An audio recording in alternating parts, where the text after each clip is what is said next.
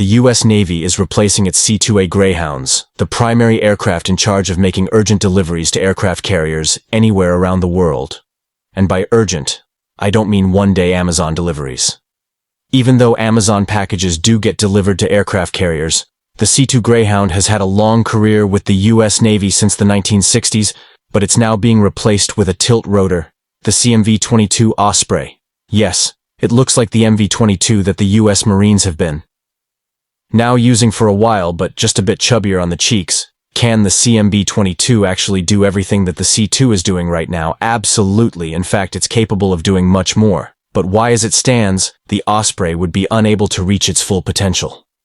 With the U.S. Navy is not what you think. Music flying a cargo plane directly to an aircraft carrier in the middle of the ocean is quite expensive, and that's why it's limited to transporting urgent packages, parts, and aircraft engines.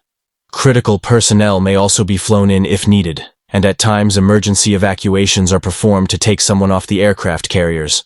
All of that is done with the help of the C-2 Greyhound.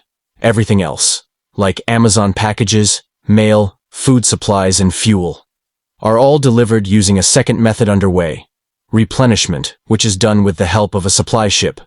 The CMV-22 Osprey is what's replacing the C-2 Greyhound. The Osprey is a tilt rotor that can take off and land like a helicopter. But transit as a turboprop aircraft, the CMV-22 can carry less payload, 6,000 pounds, compared to the C-2's 10,000 pounds. But the Osprey makes up for this by being able to carry external cargo, allowing it to transport oversized loads that do not fit inside the C-2. When it comes to operational range, both the C-2 and the CMV-22 have a similar range, except that the Osprey can be refueled mid-air, giving it much more range if needed. Is probably the Osprey's ability to perform vertical takeoff and landing that really gives it an edge. Music. The C-2 is catapult launched and lands on the carrier with the help of arrestor wires during both takeoff and landing. A huge amount of force is experienced by those on board, which may not be a big deal for the crew, but could be detrimental for someone with a medical condition. Music. In February 2021.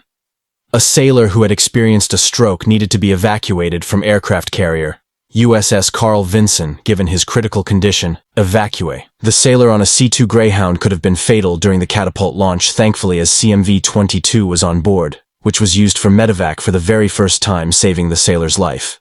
In another example, one of the catapults broke down an aircraft carrier USS Abraham Lincoln, and the support element that was needed for the repair had to be picked up from shore and flown back to the carrier.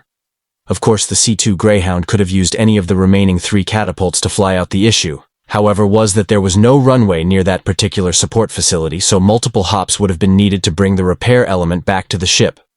The CMV-22 saved a lot of time by flying there directly.